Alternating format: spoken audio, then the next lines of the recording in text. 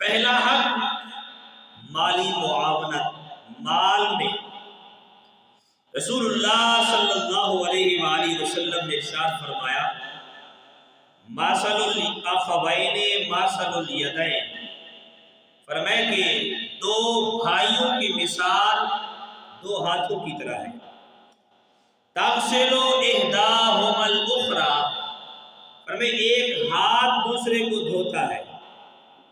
کیسی خوبصورت مثال دی، اگر اکیلا ہاتھ ہو تو یہ خود کو نہیں دھو سکتا، تو فرمایا ایک ہاتھ دوسرے کو دھوتا ہے۔ نبی علیہ السلام نے دو بھائیوں کو دو ہاتھوں سے تشبیہ دی ہے، یہ نہیں فرمایا کہ ایک ہاتھ اور ایک پاؤں، دو ہاتھوں سے تشبیہ دی، ایک دوسرے سے ایک ہی مقصد میں جو تعاون کرتے ہیں، ایسے ہی دو مسلمان بھائی ہیں کہ ان کا بھائی چارہ اس وقت مکمل ہوتا ہے جب وہ ایک مقصد میں موافقت اختیار کر لیں۔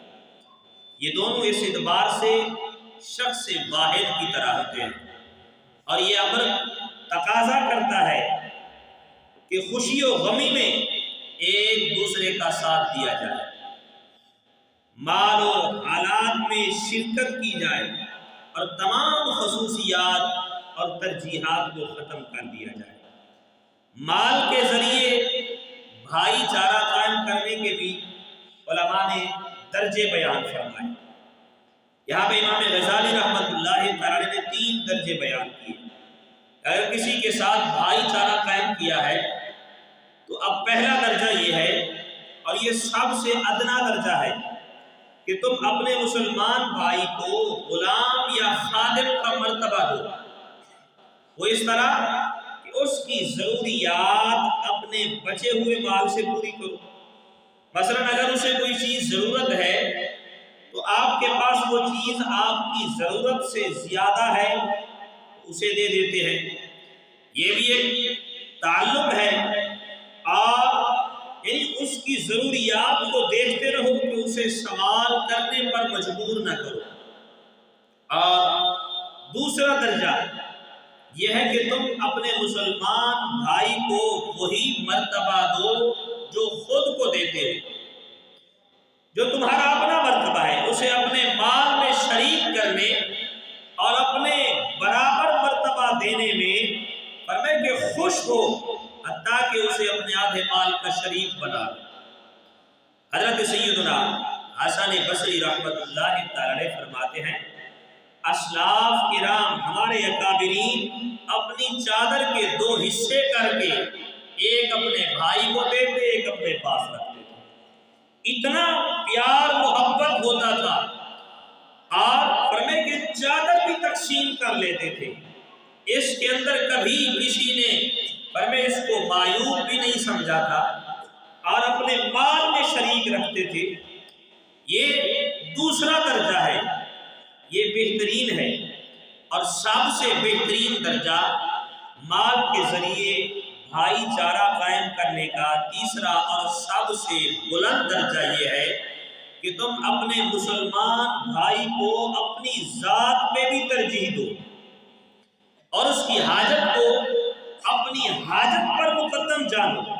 اگر اسے کوئی چیز ضرورت ہے، بالفرض آپ کو بھی ضرورت ہے، تو آپ وہ چیز اسے دیں۔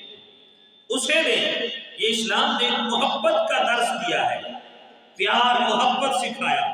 جب سے ہم نے ان چیزوں کو چھوڑا ہے تب سے اسلام سے کتنا دور ہو گئے، کتنا دور ہوئے۔ آج بھائی بھائی کا دشمن بنا ہوا، وجہ کیا ہے کہ ہم نے دنیا سے تو پیار کر لیا ہے، مال و دولت سے تو پیار کر لیا ہے، لیکن اپنے بھائی چارے کا جو رشتہ ہمیں اسلام نے دیا ہے اس کو چھوڑ بیٹھے۔ تو یہ 3 درجے، اور یہ تیسرا درجہ جو ہے اپنی ذات پر بھی اپنے بھائی کو ترجیح دینا، یہ صدیقین کا درجہ ہے، آپس میں محبت کرنے والوں کے درجے کی انتہا ہے۔ ایک روایت میں آتا ہے کہ صوفیاء کی ایک جماعت کو کسی خلیفہ کے سامنے پیش کیا گیا، تو اس نے ان کی گردنیں اڑانے کا حکم دے دیا۔ بادشاہ تھا، یہ صوفیاء تھے، سارے صوفی بزرگ تھے، کسی وجہ سے اس نے کہا اس کا سر قلم کر دیا جائے۔ ان بزرگوں میں حضرت سیدنا ابو حسین احمد بن محمد نوری رحمت اللہ تعالی علیہ یہ بزرگ تھے، اور جب حکم ہوا جلاد کو کہ ان سب کا سر قلم کر دو، تو یہ ابو حسین احمد بن محمد نوری رحمت اللہ تعالی علیہ دوڑ کے پہلے جلاد کے پاس پہنچے، جلاد کے پاس آئے، کہا سب سے پہلے میرا سر قلم۔ بادشاہ نے کہا یہ کیوں؟ ہم جسے پہلے لے جاتے۔ کہا میں چاہتا ہوں مجھے اپنے بھائیوں سے پہلے فرمائے کہ میرا سر قلم کیا جائے، اور اس گھڑی کے اندر جو یہ موقع ہے ہماری زندگی کا، اس گھڑی کے اندر بھی میں اپنے بھائیوں کو اپنی زندگی پر ترجیح دیتا ہوں، اس لیے پہلے مجھے بس یہ بات کرنی تھی۔ بادشاہ کو یہ بات لگی، کہا اللہ کے ایسے بھی بندے ہیں جو اپنی زندگی کو بھی ترجیح نہیں دیتے، اپنے بھائیوں کے اوپر انہیں ترجیح دی ہے۔ یہاں تو حکم سب کے لیے تھا۔ بادشاہ نے کہا جاؤ، میں نے سب کو آزاد کیا ہے۔ یہ کیسا پیار و محبت کا مقام تھا۔ حضرت سیدنا محمود بن مہران جازری علیہ رحمت اللہ القوی فرماتے ہیں کہ جو اپنے بھائیوں کو فضیلت نہ دینے پر راضی ہے، اسے چاہیے کہ اب اہل قبور سے بھائی چارہ قائم کر لے، قبر والوں سے بھائی چارہ قائم کر لے۔ کہ دنیا میں جو زندہ ہے ان سے تو کوئی تعلق جوڑ نہیں سکتا، اب بہتری اسی میں ہے کہ ان سے تعلق جوڑ جو یہاں سے چلے گئے۔ یعنی اتنی اہمیت دیا کرتے صوفیاء کرام بزرگان دین۔ بہرحال پہلا اور ادنا درجہ اہل اللہ کے نزدیک ناپسند ہے کہ اپنے بھائی کو خادم یا غلام کا مرتبہ دیا جائے، ایسی بات اہل اللہ کے نزدیک یہ ناپسند ہے۔ حضرت سیدنا عتبۃ الغلام رحمت اللہ تعالی کو جس شخص نے اپنا بھائی بنایا ہوا تھا، آپ اس کے گھر آئے اور کہا مجھے تمہارے مال سے 4000 درہم کی ضرورت ہے۔ اس نے کہا 2000 لے لو۔ اس پر آپ رحمت اللہ تعالی نے اس سے منہ پھیر دیا اور فرمایا تم نے دنیا کو اللہ پر ترجیح دی ہے، دنیا کو اللہ پر ترجیح دی ہے، کیا تمہیں حیا نہیں آتی؟ دعویٰ اس کی رضا کی محبت کا اور پیار دنیا سے ہے۔ فرمایا کہ آج سے تیرا اور میرا کوئی تعلق نہیں ہے۔ محبت کسی سے ہے تو رضا الہی کے لیے ہے، کسی سے بھائی چارہ ہے تو رب کی رضا کے لیے ہے، اگر کسی سے تعلق ہے تو اس کی محبت میں ہے، اور اس کی محبت یہ تقاضا کرتی ہے کہ ہر چیز پر اسے ترجیح دی جائے، اسے ترجیح دی جائے۔ دنیاوی معاملہ اور اس طرح کے ہم معاملات کو دیکھیں تو یہ کیفیت ضرور سمجھ آتی ہے، اور یہ باتیں ہمیں بتائی گئی اس لیے کہ ہم اسلام کو بھولیں نہ، اسلام کے شعار کو نہ بھولیں۔ اسلام نے تو ہمیں محبت کا درس دیا ہے، رسول اللہ نے تو ہمیں اخوت کا درس دیا ہے، اور آج ہم کس طرف جا رہے ہیں؟ اللہ رب العالمین نے ارشاد فرمایا وَأَمْرُهُمْ شُورَى بَيْنَهُمْ وَمِمَّا رَزَقْنَاهُمْ يُنْفِقُونَ۔ یہ اخوت اور بھائی چارے میں جو ایک دوسرے سے ملے ہوتے ہیں اور برادرانہ تعلق ہوتا ہے، اپنے ہر کام میں ایک دوسرے سے مشورہ بھی کرتے ہیں۔ آج تو بھائی بھائی سے مشورہ کرنے کے لیے تیار نہیں۔ یہ کون ہوتا ہے مجھے مشورہ دینے والا؟ کبھی ایسی باتیں سوچی؟ قرآن ہمیں کہہ رہا ہے وَشَاوِرْهُمْ فِي الْأَمْرِ کہ جب بھی کوئی معاملہ ہو تو مشورہ کر لیا کرو۔ پرانے بزرگ کہا کرتے تھے کہ دیواروں سے بھی مشورہ لے لیا کرو، یہ دیواریں بھی مشورہ دیتی ہیں۔ تو وہ تو کہانیاں فرمائے کہ ایسے اقوال بن کے رہ گئے، آج تو یہ بات رہی نہیں، اور جب نقصان اٹھا بیٹھتے ہیں پھر دل میں خیال آتا ہے یار میں نے کسی سے مشورہ نہیں کیا۔ پہلے اسلام کے احکامات پہ عمل کر لیتا، آج کبھی ایسا معاملہ نہ آتا۔ اور بزرگان دین کا اس بارے میں کیا رویہ تھا آپس کے اندر بھائی چارے کے متعلق۔ حضرت سیدنا فتح موصلی رحمت اللہ تعالی نے جسے اپنا بھائی بنایا ہوا تھا، ایک روز اس کے گھر آئے تو وہ موجود نہ تھا۔ آپ نے اس کی باندی کو، نوکرانی کو صندوق لانے کا حکم دیا جس میں وہ اپنا سامان رکھتے تھے، کھانے پینے کا سامان، خرچ کا سامان، پیسے وغیرہ۔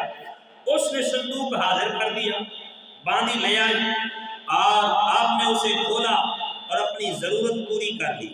جب باندی نے اپنے مالک کو یہ خبر دی تو اس نے اپنے دوست کے اس فعل پر خوشی کا اظہار کرتے ہوئے کہا، اگر تو سچی ہے تو جا، اللہ کی رضا کے لیے تجھے بھی آزاد کیا ہے۔ یہ محسوس نہیں کیا کہ میری اجازت کے بغیر ہے تو میرا بھائی، میری اجازت کے بغیر میرے گھر سے اپنی ضروریت پوری کر گیا، لے گیا سامان۔ کہا نہیں، ہم نے جب تعلق جوڑا تھا تو اس کی رضا کے لیے، اور اس کی رضا کے سامنے دنیا کی کوئی بھی چیز کوئی وقت نہیں رکھتی۔ اور ایک شخص حضرت سیدنا ابو ہریرہ رضی اللہ تعالیٰ عنہ کی خدمت میں حاضر ہوا اور عرض کی کہ میں اللہ کی رضا کے لیے آپ کو اپنا بھائی بنانا چاہتا ہوں۔ تو آپ رضی اللہ تعالیٰ نے فرمایا کہ بھائی کا حق جانتے ہو؟ کہنے لگا آپ بتا دیجئے۔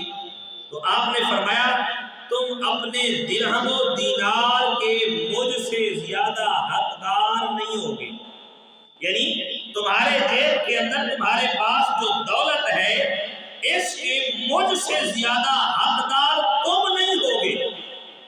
اس نے کہا میں ابھی اس درجے پر نہیں پہنچا۔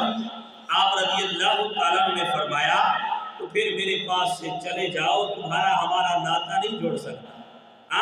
جب بنانا بھائی ہے، تعلق جوڑنا ہے، صحبت اختیار کرنی ہے، تو فرمایا پھر مرتبہ بھی وہ جانو کہ ہم کس مرتبے پر ہیں، اس کا ثواب کتنا ہے رب کی بارگاہ میں۔ حضرت سیدنا امام زین العابدین رضی اللہ تعالیٰ نے ایک مجمع میں ارشاد فرمایا، تم میں سے کوئی شخص فرمائے کہ کوئی اپنا ہاتھ اپنے بھائی کی جیب یا اس کے بورے میں ڈال کر اس کی اجازت کے بغیر جو چاہے لے سکتا ہے، تو لوگوں نے کہا نہیں۔ تو آپ رضی اللہ تعالیٰ نے فرمایا پھر تم میں سے کوئی کسی کا بھائی بھی نہیں ہے۔ ہمارے اسلاف تو اس انداز سے ایک دوسرے سے محبت کرتے تھے۔ لوگوں کا ایک گروہ حضرت سیدنا حسن بصری رحمت اللہ علیہ کے خدمت میں حاضر ہوا اور پوچھا کیا آپ نے نماز پڑھ لی؟ آپ رحمت اللہ تعالیٰ نے فرمایا ہاں پڑھ لی ہے۔ لوگوں نے کہا بازار والوں نے تو ابھی تک نماز نہیں پڑھی۔ تو آپ رحمت اللہ تعالیٰ نے تعجب کرتے ہوئے ارشاد فرمایا بازار والوں سے دین کون سیکھتا ہے؟ مجھے خبر ملی ہے کہ ان میں سے کوئی اپنے مسلمان بھائی کو درہم تک نہیں دیتا۔ تو فرمایا ان سے دین کیسے سیکھا جا سکتا ہے؟ آج جو سود کر رہا ہوتا ہے وہ بھی کہتا ہے شکر ہے مالک کا میرے پاس بڑا کچھ ہے، شکر پڑھ رہا ہوتا ہے۔ آج ہم سمجھتے ہیں اگر کسی کو کتا ذبح کر کے کھلایا جائے کہتے ہیں حرام ہے۔ میرے بھائی کبھی یہ بھی سوچا جو حرام کا پیسہ کمایا اس سے بکرے کا جو گوشت خریدا وہ بھی حرام ہے، اس لیے دین کو مت ملاؤ۔ فرمائے کہ دین بازار والوں سے نہیں ملتا، دین رسول اللہ کے غلاموں سے ملتا ہے۔ اور فرمائے کہ اس لیے جو مسلمان اپنے بھائی کو کچھ نہیں دے سکتا تو فرمایا کہ وہ کیا کر سکتا ہے کہ اپنے تعلقات جوڑے گا، بھائی چارہ کیسے قائم کرے گا؟ آپ کے علم میں ہو جب رسول اللہ صلی اللہ علیہ وآلہ وسلم مدینہ طیبہ میں آپ تشریف لائے تو انصار و مہاجر صحابہ کے درمیان اخوت و بھائی چارہ قائم کیا کہ ایک مہاجر ایک انصاری کو کہا تم بھائی ہو، ایک دوسرے کو بھائی بنایا۔ اور حضرت عبد الرحمن بن عوف رضی اللہ تعالیٰ عنہ کو سیدنا سعد بن ربی رضی اللہ تعالیٰ عنہ کا بھائی بنایا. تو جب یہ دونوں بھائی بنے، حضرت عبد الرحمن بن عوف مکے کے سب سے بڑے تاجر تھے، لیکن جب حضور کی بارگاہ میں آئے مکہ چھوڑ کے آئے، سب کچھ چھوڑ کے آئے، مال بھی چھوڑ دیا، گھر بھی چھوڑ دی، جائیداد سب کچھ چھوڑ کے، رشتہ دار کو چھوڑ کے حضور کے قدموں میں آئے. اب جسم پر تن پر وہی کپڑے تھے جو پہن کر آئے تھے. اب حضرت سیدنا سعد بن ربی رضی اللہ تعالیٰ عنہ کہنے لگے کہ اے عبد الرحمن بن عوف رضی اللہ تعالیٰ عنہ، کہا میرا جتنا مال ہے آدھا آپ کا آدھا میرا، آدھا آپ کا آدھا میرا، میری جتنی جائیداد ہے آدھی آپ کی آدھی میری. حتیٰ کہ حضرت سیدنا سعد بن ربی رضی اللہ تعالیٰ عنہ کی دو بیویاں تھیں. کہا ایک کو میں چھوڑتا ہوں، آپ نکاح کر لیں، دوسری میری. اتنا مطلب صحابہ کرام کے درمیان ایک تعلق تھا. جب یہ ساری باتیں سنی حضرت عبد الرحمن بن عوف رضی اللہ تعالیٰ عنہ نے، تو کہنے لگے بھائی اللہ تمہیں اور دے. فرمائے کہ مجھے ان میں سے کچھ بھی نہیں چاہیے، کچھ بھی نہیں چاہیے. رسول اللہ نے ہمیں بھائی بنایا ہے تو رب کی رضا کے لیے یہ محبت ہماری قائم رہے گی. بس ہمیں بازار کا رستہ دکھائیں، ہم خود تجارت کریں گے، محنت کریں گے. اور ایک وقت آیا حضرت عبد الرحمن بن عوف رضی اللہ تعالیٰ عنہ کا، فرماتے ہیں کہ 1000 اونٹ 1000 اونٹ گندم کے لدے ہوئے یہ تجارت کا قافلہ آیا مدینہ طیبہ میں. یہ محنت کا نتیجہ تھا. اور جب آئے مدینہ طیبہ میں شور مچ گیا، اتنا بڑا قافلہ آ گیا، گندم آ گئی ہے. اور حضرت عائشہ صدیقہ رضی اللہ تعالیٰ عنہ کو جب بتایا گیا، آپ نے پوچھا کہ یہ شور کس کا ہے؟ کہا عبد الرحمن بن عوف کا تجارتی قافلہ آیا ہے، 1000 اونٹ گندم کے لدے ہوئے. کہا اچھا. کہا میں نے رسول اللہ صلی اللہ علیہ وسلم سے سنا تھا، کریم آقا صلی اللہ علیہ وآلہ وسلم نے فرمایا تھا عبد الرحمن بن عوف کو میں نے جنت میں گھسٹ کر جاتے ہوئے دیکھا، جیسے بچہ زمین سے گھسٹتا ہے، پر میں ایسے گھسٹ کر میں نے جنت میں جاتے ہوئے دیکھا ہے، اور اس وجہ سے کہ ان کا مال بہت زیادہ ہے. اور فرماتے ہیں حضرت ابو ہریرہ رضی اللہ تعالیٰ عنہ جب یہ بات ام المومنین نے کہی تو آپ نے جا کے حضرت عبد الرحمن بن عوف کو بتایا کہ میں نے ام المومنین سیدہ عائشہ صدیقہ سے حضور کا یہ فرمان سنا ہے. آپ نے کہا واقعتاً آپ نے فرمایا ہے؟ کہا ہاں فرمایا ہے. کہا پھر گواہ ہو جاؤ، یہ جتنا مال لے کر آیا ہوں سارا کا سارا میں نے رب کے نام پہ صدقہ کر دیا، رب کے نام پہ صدقہ کر دیا. ارے کیسے لوگ تھے؟ کیا انہیں مال کی ضرورت نہیں تھی؟ ان کے بچے نہیں تھے؟ ان کی اولاد نہیں تھی؟ ان کا خاندان نہیں تھا؟ کیا انہیں کسی چیز کی ضرورت نہیں تھی؟ اور سب کچھ لٹا دیتے تھے. پھر بھی رسول اللہ کی بارگاہ میں جب بھی فرمائے کہ اعلان ہوتا کون ہے جو رسول اللہ کے نام پہ فرمائے کہ آئے میدان جہاد میں، تو سب سے پہلے یہ صحابہ سامنے آتے، سب سے پہلے سامنے آتے. تو یہ 10 جو ہمیں رسول اللہ دے کر گئے ہیں، فرمائے یہ اخوت و بھائی چارے سے اسلام کا یہ فرمائے درخت جو ہے پھلا پھولا ہے، آپس کے اندر محبت اتفاق کے ذریعے. حضرت سیدنا ابراہیم بن ادھم رحمۃ اللہ تعالیٰ نے جب بیت المقدس جانے کا ارادہ کیا تو ایک شخص آپ کی خدمت میں حاضر ہوا اور عرض کی کہ میں آپ کا رفیق سفر بننا چاہتا ہوں.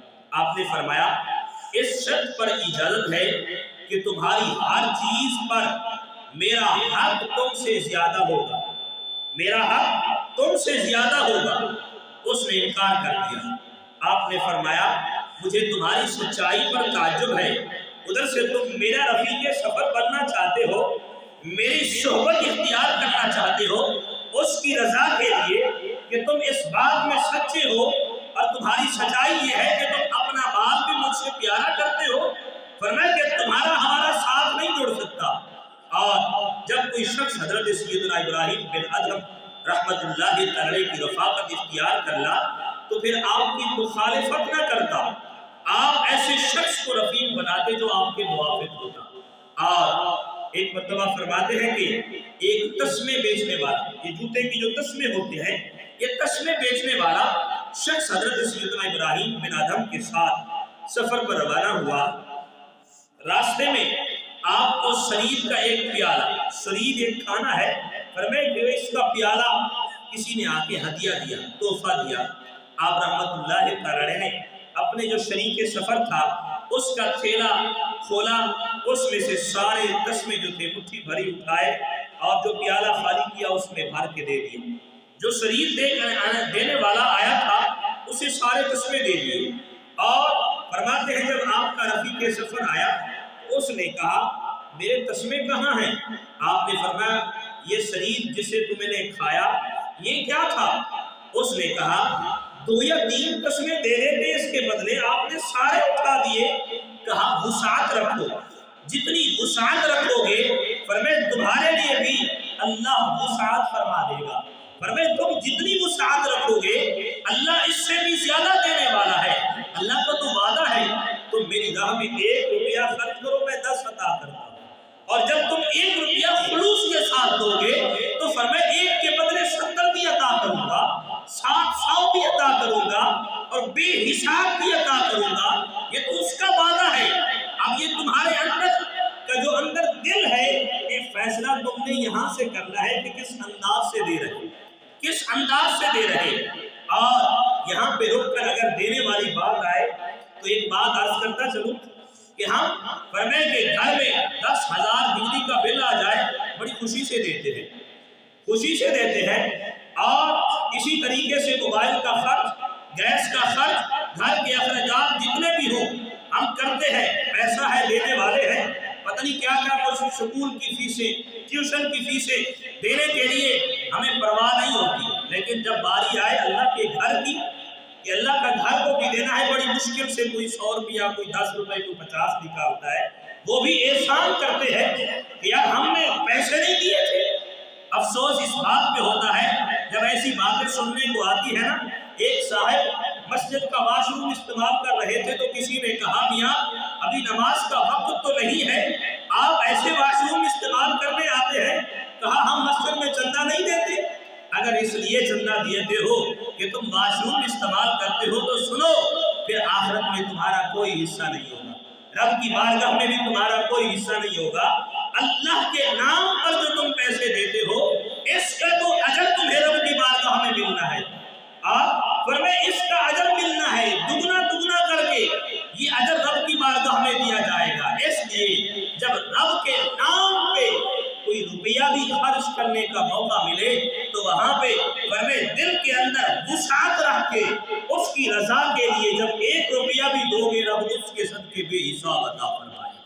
حضرت سیدنا عبداللہ بن عمر رضی اللہ تعالیٰ عنہ نے فرمایا کہ رسول اللہ صلی اللہ علیہ وسلم کے اصحاب میں سے کسی کو بکری کا سر ہدیہ کیا گیا، کسی ایک نے آ کے بکری کا سر ہدیہ میں دیا، یار یہ صحابی ہیں ان کو ضرورت ہے، تو اپنے دوست ہیں بھائی ہیں ہدیہ پیش کیا، تو انہوں نے ان سے لیا اور کہا میرا جو فلاں بھائی ہے فرمائے اس کو زیادہ ضرورت ہے، تو یہ ان کی طرف بھیج دیا، اور جب ان کے پاس پہنچا انہوں نے کہا میرا فلاں بھائی اس کو اس کی زیادہ ضرورت ہے، انہوں نے ان کے پاس بھیج دیا، حتیٰ کہ یہ چلتا چلتا 10 گھروں سے ہو کر پھر اسی کے گھر آ گیا جنہوں نے دیا۔ یہ صحابہ کا اشار تھا، اور ایک جنگ میں جب صحابہ زخمی تھے آپ فرماتے ہیں کہ العطش کی پکار تھی، پانی پکار رہے تھے، آپ فرمائے کہ اب صحابہ کی قطار لگی ہوئی تھی، زخموں سے چور و چور ہے، پانی کی سب کو ضرورت ہے، تو ایک صاحب پانی لے کر آتے ہیں کہ حضرت پانی پی لیں، کہا میری خیر ہے اگلے والے کو پلا دیں، اگلے والے کو پلائیں۔ جب اگلے والے پاس گئے تو اس صحابی نے کہا میری خیر ہے میرے بھائی کو پانی پلائیں، اور جب آخر تک پہنچے پیچھے دیکھا سب کے سب شہید ہو چکے تھے، اپنی ذات پر ترجیح دیتے صحابہ ایک دوسرے کو، اور آج ہم اپنے اپنے گریبان میں جھانکیں کہ ہم تو ایک گھونٹ پانی دینے کے لیے بھی فرمائے کہ اب تو باری میری تھی اور تو کون ہے، فرمائے کہ یہ باتیں کرتے ہوئے نظر آتے ہیں۔ میرے بھائیو دوستو بزرگوں، رسول اللہ صلی اللہ علیہ وآلہ وسلم کا دین ہمارے سامنے ہے، اور رسول اللہ صلی اللہ علیہ وسلم کے صحابہ کرام کا کردار ہمارے سامنے ہے۔ اور آج ہم فرمائے کہ رسول اللہ صلی اللہ علیہ وسلم کی زندگی کو دیکھیں، آپ کتنا ایثار کیا کرتے تھے اپنے صحابہ کے ساتھ۔ ایک مرتبہ حضور نبی کریم رؤوف الرحیم صلی اللہ علیہ وآلہ وسلم اپنے کسی صحابی کے ساتھ جنگل میں تشریف لے گئے، تو وہاں سے آپ نے دو مسواکیں، یہ جو مسواک کرتے ہیں، وہاں سے آپ نے دو مسواکیں لی، تو ایک مسواک تھوڑی ٹیڑھی تھی اور ایک سیدھی تھی، تو آپ صلی اللہ علیہ وآلہ وسلم نے سیدھی مسواک جو تھی بالکل وہ اپنے صحابی کو دے دی، اور جو ٹیڑھی تھی وہ خود رکھ لی۔ تو صحابی نے عرض کی یا رسول اللہ، سیدھی مسواک کے آپ مجھ سے زیادہ حقدار ہیں۔ تو رسول اللہ صلی اللہ علیہ وسلم نے ارشاد فرمایا، جو شخص فرمائے کہ ایک لمحے بھر بھی کسی کی صحبت اختیار کرتا ہے تو اس سے اس صحبت کے بارے میں بھی سوال کیا جائے گا کہ اس نے اس صحبت میں اللہ کا حق بھی ادا کیا یا ضائع کر دیا، اللہ کا حق ادا کیا یا ضائع کر دیا۔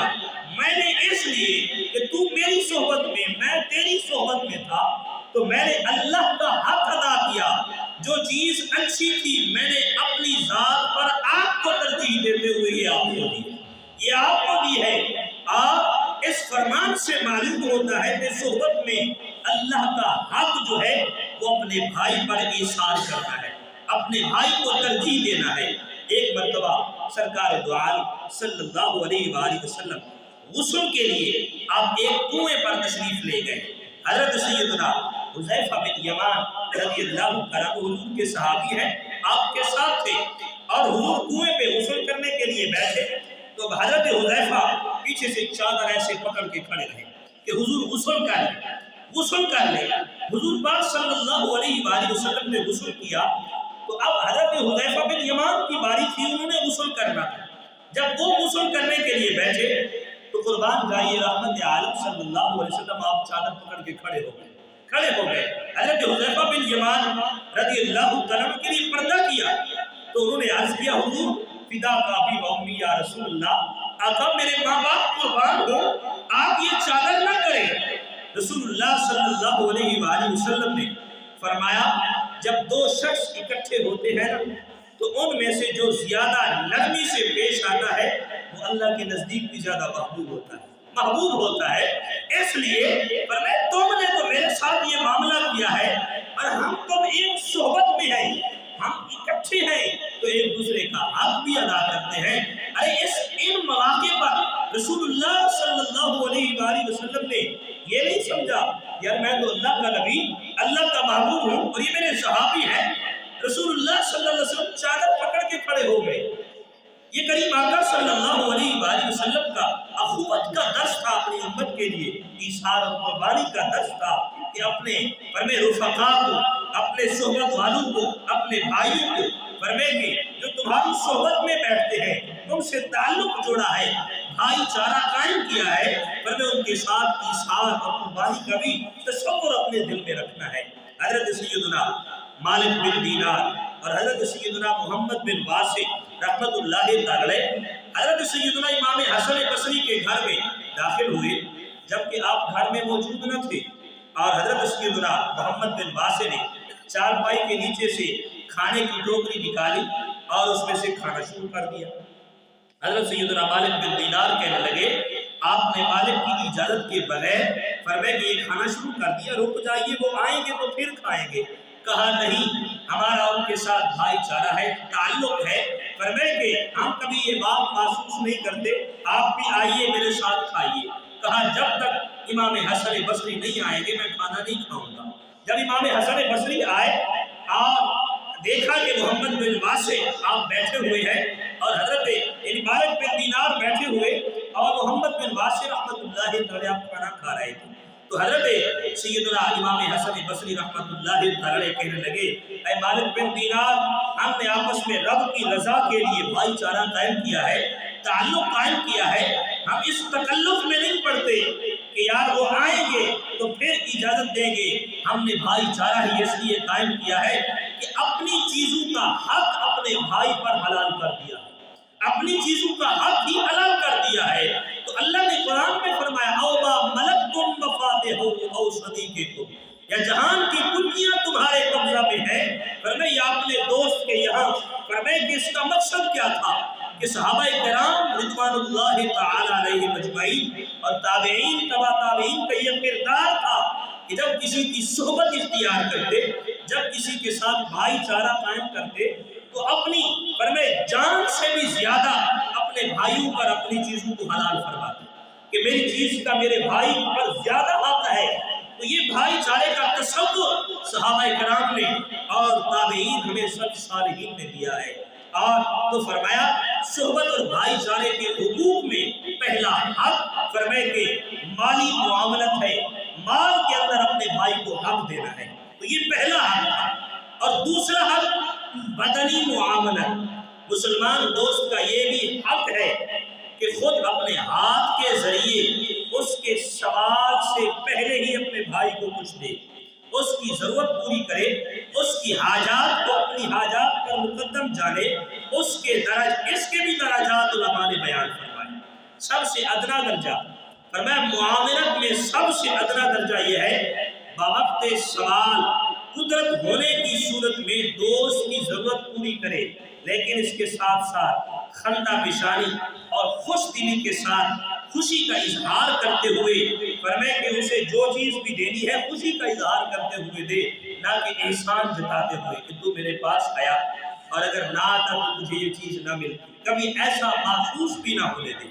ایک بزرگ رحمت اللہ تعالی فرماتے ہیں کہ جب تم اپنے بھائی سے کسی حاجت کا سوال کرو اور وہ اسے پورا نہ کرے تو اسے دوسری مرتبہ یاد دلاؤ کہ وہ بھول سکتا ہے، پھر بھی پورا نہ کرے تو پھر تکبیر کہو، اللہ اکبر اللہ اکبر، اس بات پر یہ تکبیر کہو اور اس کے بعد اللہ کے قرآن کی تلاوت کرو۔ قرآن کے اندر آیت مبارکہ بیان فرمائی والموتى یبعثهم اللہ، اور فرمائے کہ مردہ دلوں کو اللہ اٹھائے گا، قیامت کے دن ان مردہ دلوں کو اللہ اٹھائے گا۔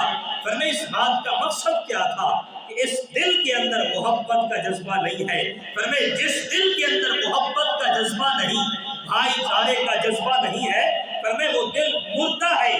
تو اللہ نے فرمایا والموتى یبعثهم اللہ، فرمائے اللہ قیامت کے دن مردہ دلوں کو بھی اٹھائے گا، اٹھو اور رب کی بارگاہ میں حساب دینا ہے۔ حضرت سیدنا ابو عبداللہ بن شبرمہ رحمت اللہ تعالی نے اپنے کسی بھائی کی حاجت پوری کی تو وہ تحفہ لے کر آپ کی خدمت میں حاضر ہو گیا، تحفہ لے آیا کہ آپ نے اس کی حاجت پوری کی تھی، اب اس کی حاجت پوری ہو گئی تو جب اس کے پاس کچھ چیز آئی تو وہ تحفہ لے کر آیا۔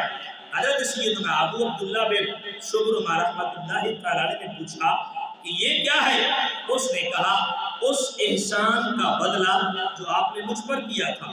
آپ حضرت سیدنا ابو عبداللہ بن شبرمہ رحمت اللہ تعالی نے فرمایا اپنا مال اللہ کے اپنے پاس رکھو، اللہ تمہاری مغفرت فرمائے۔ جب تم اپنے بھائی سے حاجت بیان کرو اور اسے پورا کرنے کی کوشش نہ کرے تو نماز جیسا وضو کرو اور اس پر 4 تکبیرات یعنی نماز جنازہ پڑھو اور اسے مردہ شمار کرو، مردہ شمار کرو۔ فرمایا کہ کیونکہ جس دل کے اندر اخوت اور بھائی چارہ نہیں، صوفیاء اس دل کو بھی مردہ سمجھتے تھے، اس جسم کو بھی مردہ سمجھتے تھے۔ تو یہ فرمائے صحابہ کرام ہمیں اولیاء کاملین نے اخوت اور بھائی چارے کا یہ درس دیا۔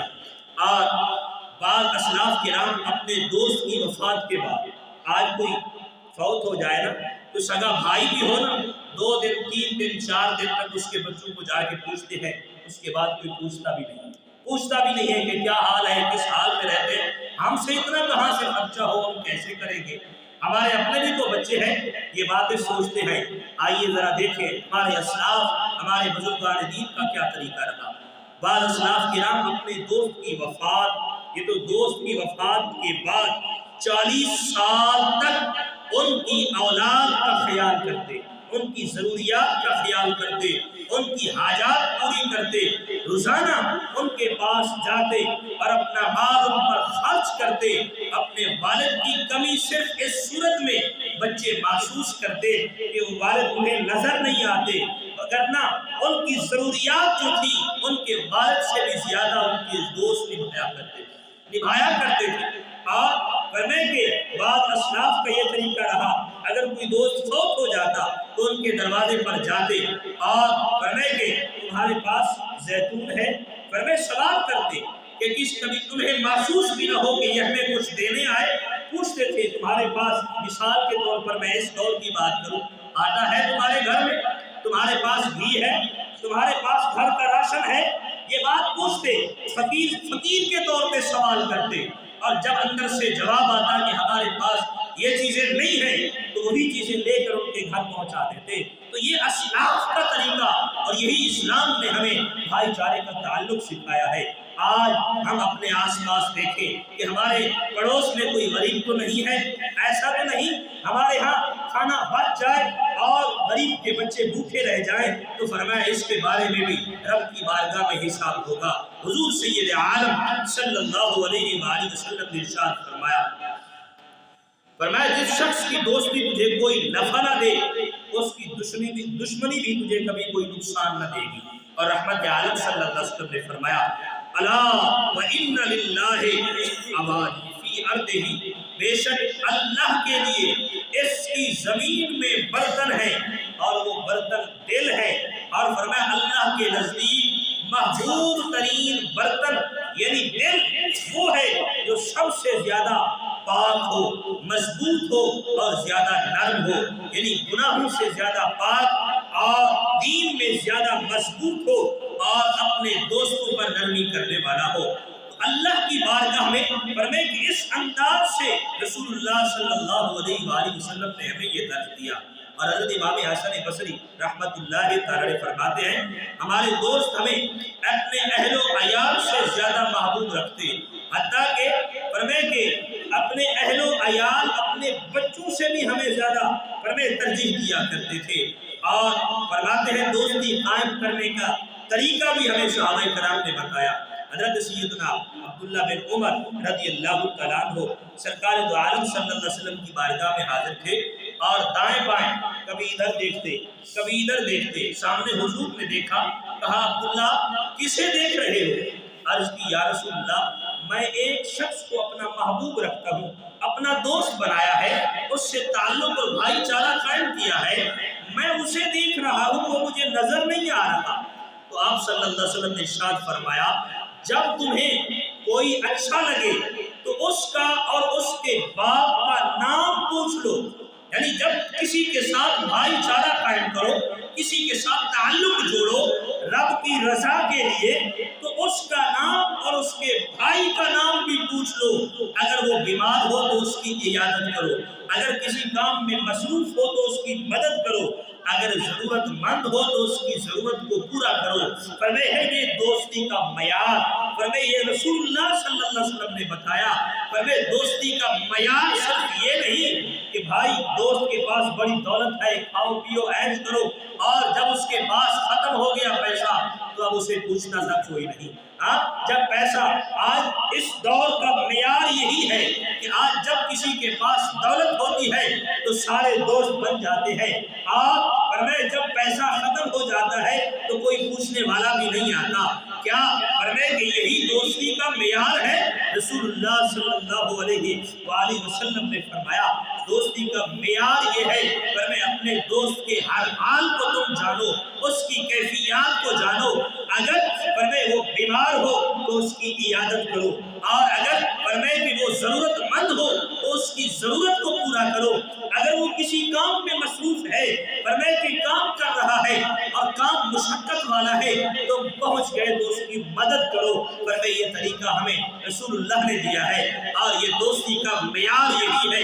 حضرت سیدنا عبداللہ بن عباس رضی اللہ تعالی عنہما نے فرمایا جو شخص بغیر کسی ضرورت کے 3 دفعہ میری مجلس میں آتا ہے تو میں جان لیتا ہوں کہ میں دنیا میں اس کا بدلہ ادا نہیں کر سکتا، کہ اس کو میری مجلس میں آتے ہوئے کسی چیز کی حاجت نہیں ہے، مطلب وہ آتا ہے رب کی رضا کے لیے آتا ہے، اور فرمائے کہ رب کی رضا کے لیے مجھ سے محبت کرتا ہے، میرے سے تعلق جوڑتا ہے، تو فرمایا اس کا بدلہ دنیا میں میں ادا نہیں کر سکتا، میرا رب عطا فرمائے گا۔ تو یہ بھائی چارے کا یہ تعلق فرمائے کہ ہمیں رسول اللہ صلی اللہ علیہ وآلہ وسلم رحمت نے عطا فرمایا۔ اللہ کے محبوب علیہ السلام نے فرمایا رب کا قرآن پڑھو وَاعْتَصِمُوا بِحَبْلِ اللَّهِ جَمِيعًا وَلَا تَفَرَّقُوا، اللہ کی رسی کو مضبوطی سے تھام لو سب مل کر، اور آپس میں فرمائے کہ ٹوٹ نہ ڈالو، تفرقہ نہ کرو، فرمائے فرقوں میں نہ بٹ جاؤ۔ اور فَاذْكُرُوا نِعْمَتَ اللَّهِ عَلَيْكُمْ، اللہ کا احسان یاد کرو جو اللہ نے تم پر احسان کیا ہے۔ اب اللہ کے احسانات کتنے ہیں اس کا شمار نہیں کر سکتے ہم۔ اللہ نے فرمائے صحت والی زندگی دی، یہ احسان ہے۔ ارے آج ہم نماز پڑھنے کے لیے آئے، یہ رب کا احسان ہے، اس نے ہمیں توفیق بخشی ہے۔ یہ زبان کلام کرتی ہے، اس کا احسان ہے۔ یہ آنکھ دیکھتی ہے، اس کا احسان ہے۔ یہ ہاتھ حرکت کرتا ہے، اس کا احسان ہے۔ اس نے زندگی دی ہے، اس کا احسان ہے۔ بے شمار نعمتیں عطا فرمائی، یہ اس کا احسان ہے۔ تو اللہ نے فرمایا وَاذْكُرُوا نِعْمَتَ اللَّهِ عَلَيْكُمْ، فرمائے کہ اللہ نے جو تم پر احسان کیا ہے، فرمائے اس احسان کو یاد کرو۔ مولا یہاں پہ کس احسان کا ذکر فرمایا؟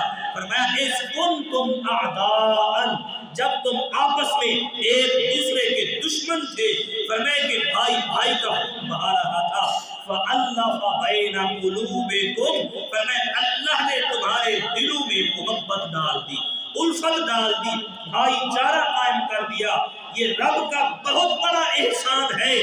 فَأَصْبَحْتُمْ بِنِعْمَتِهِ إِخْوَانًا، تو اس کے احسان سے فرمائے تم آپس میں بھائی بھائی بن گئے۔ یہی سب سے بڑا احسان ہے اس کریم مالک کا جو اس نے اپنے بندوں پر کیا ہے۔